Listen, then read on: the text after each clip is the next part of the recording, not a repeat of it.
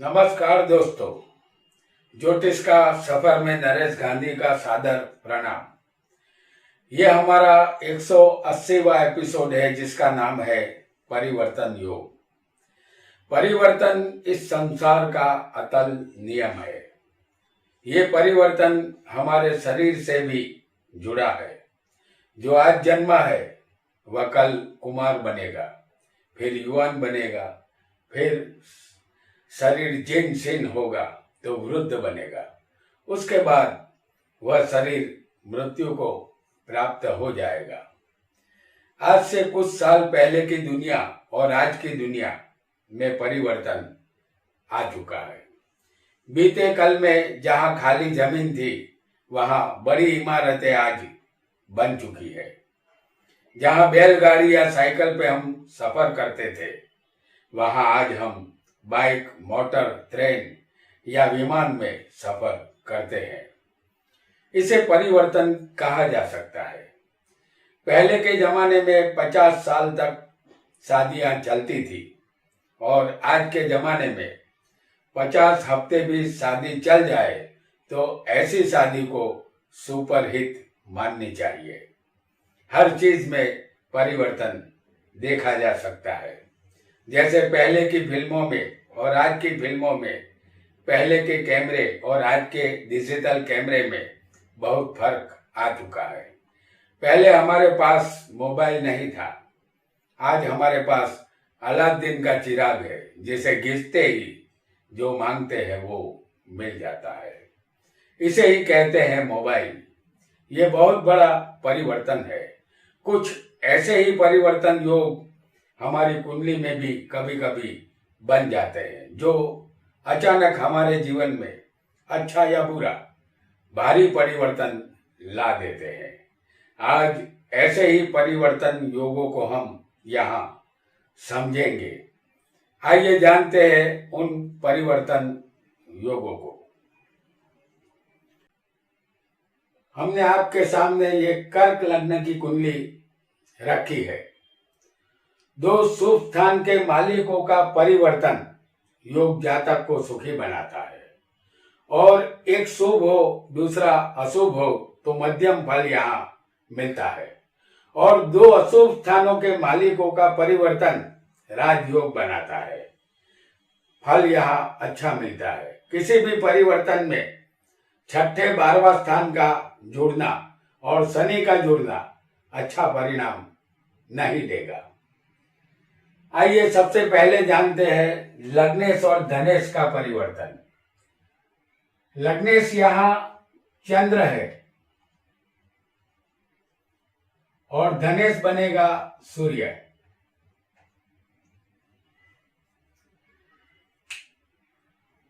लग्नेश यहाँ चंद्र है जो धन में है, और धनेश सूर्य है जो लग्न में है।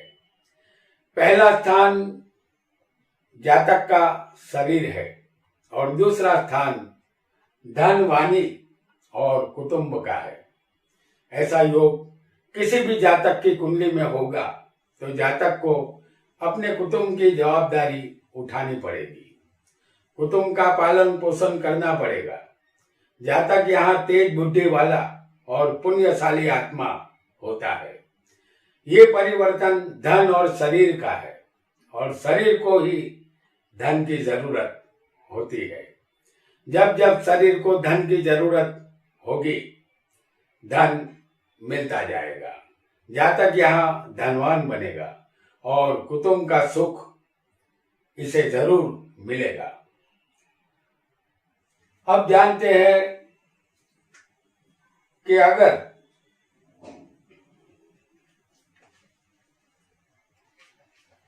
लग्नेश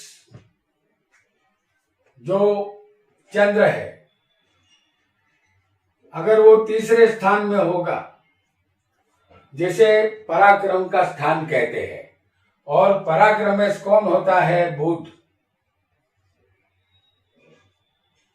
जो लग्न में होगा। तो लग्नेश और पराक्रमेश का परिवर्तन योग यहाँ लग्नेश चंद्र है जो तीसरे बैठा है पराक्रम में, और पराक्रमेश बुध है जो लग्न में बैठा है। ऐसा चंद्र और बुध का परिवर्तन होगा तो जातक का शरीर पराक्रमी होता है, अपने भाइयों का संपूर्ण सुख उसे मिलता है, वह अपने कुटुंब को सुखी करने वाला होता है। जातक अपनी मेहनत के बलबूते पर जीवन में आगे आता है। अब जानेंगे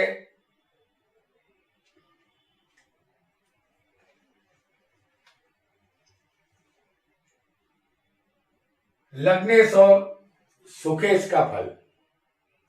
उनके बीच जो परिवर्तन होगा तो लग्नेश होगा सुख के स्थान में, और यहाँ का मालिक, चौथे का मालिक जो बनता है वो है शुक्र। लग्नेश और सुकेश का परिवर्तन योग, अगर ऐसा योग यहाँ बनेगा तो जातक का स्वभाव मनस्वी और धूनी होता है, वह भावुक और जज्बाती होता है। क्षमा जैसा वीर भूषण उसके पास होता है। जातक माता की सेवा करने वाला मातृभक्त यहाँ होता है। जातक वाहन और मकान का सुख उसे अवश्य मिलता है। और अगर किसी को लग्नेश और पंचमेश का योग बने, परिवर्तन योग, तो लग्नेश यहाँ पंचम स्थान में चला गया है। पंचम का मालिक है मंगल जो लग्न में आ गया है। तो लग्नेश और पंचमेश का योग अगर यहाँ बनेगा तो जातक यहाँ जिद्दी और मनस्वी स्वभाव का होगा। फिर भी जातक ज्ञानी, पढ़ा लिखा और समझदार होता है। संतान का सुख यहाँ उसे मिलेगा। जातक को मंत्र साधना में भी रुचि रहेगी। और अगर लग्नेश और षष्ठेश का योग बनेगा, जैसे चंद्र छठे स्थान में होगा जो लग्न का मालिक है, और षष्ठेश यहाँ कौन है? गुरु है जो लग्न में होगा। इन दोनों के बीच अगर परिवर्तन यहाँ होगा तो जातक यहाँ दूसरों की निंदा करने वाला होता है। रोग का मालिक शरीर में होने से रोगों से यहाँ जातक को बचना होगा। और जातक यहाँ धनवान बनता है। शत्रु से परेशानी रहेगी। उसका स्वभाव लालची होगा। जातक को कौरव दरबार की सीढ़ियां कभी कभी चढ़नी होगी। फौजदारी केस बन सकते हैं इस ऐसे योग वाले जातक को। आइए जानते हैं दूसरा योग जो बनेगा लग्नेश और सप्तमेश के बीच में। सप्तमेश यहाँ शनि है और लग्नेश चंद्र है। तो ऐसा योग भी जातक को पत्नी का सुख यहाँ कम ही मिलेगा, लेकिन दोनों का मन थोड़ा कम ही प्रसन्न रहेगा पति पत्नी का, ऐसा हमें यहाँ मानना होगा। जातक अन्य स्त्रियों के लिए उसके मन में जो विचार होंगे तो ये अच्छी बात नहीं रहेगी जातक के लिए। जातक का मन यहाँ भटकेगा। जातक चंचल मन वाला और अपने पिता की सेवा करने वाला सेवक होता है।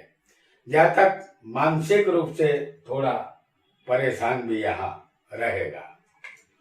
और अगर किसी को लग्नेश और अष्टम स्थान में अगर परिवर्तन आ जाए, जैसे कि परिवर्तन योग लग्नेश यहाँ अष्टम स्थान में है और अष्टमेश यहाँ बनता है शनि,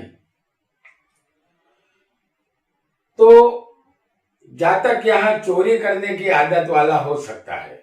जुआ खेलने का दुर्गुण भी जातक की आदत में शुमार होगा। उसे बुढ़ापे में लंबी बीमारी का सामना भी करना पड़ेगा।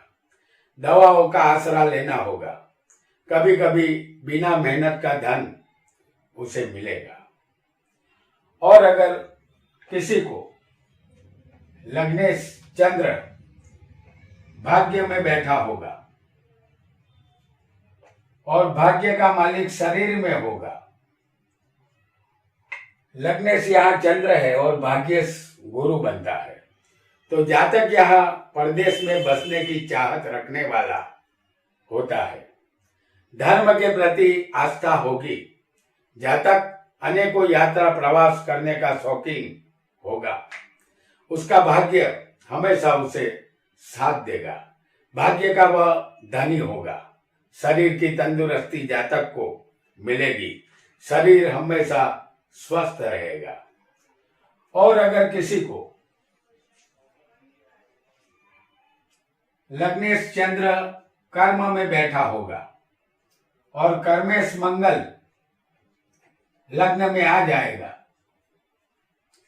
तो जातक यहाँ राजा जैसी जिंदगी जीने वाला होगा, देखने में जातक सुंदर स्वरूपवान होगा, प्रसिद्धि उसे मिलेगी और वह खुद ही अपना बॉस होगा और बेशुमार धन का मालिक होगा, जातक अपना कर्म करने के प्रति निष्ठावान होगा, जातक सरकार से जुड़ सकता है या सरकारी नौकरी भी उसे यहाँ मिल सकती है।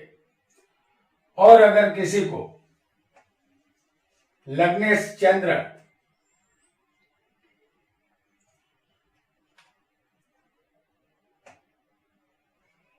ग्यारहवें स्थान में होगा, जो लाभ स्थान है,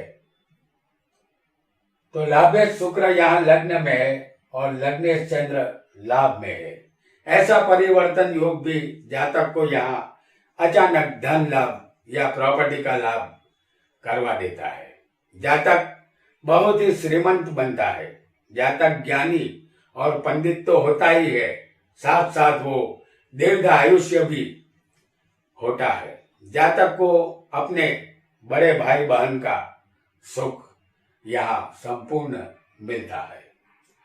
और अगर किसी को लग्नेश चंद्र 12वें स्थान में होगा, जो कि अंतिम स्थान है, और 12वें का मालिक बनता है बुध, इन दोनों के बीच में अगर परिवर्तन होगा तो जातक लालची और लोभी होता है, प्रवास और विदेश यात्रा बहुत होती है, जातक खर्चीला होगा, दूसरों से ज्यादातर दुश्मनी रखने वाला होता है, अपने पिता से उसके संबंध मधुर यहाँ नहीं होते। तो दोस्तों, आज हमने एक दूसरे से परिवर्तन करने वाले योगों को जाना, ऐसे परिवर्तन करने वाले योग हमें कैसा फल देंगे इसे भी हमने समझा। आज इतना ही, आपका बहुत बहुत धन्यवाद।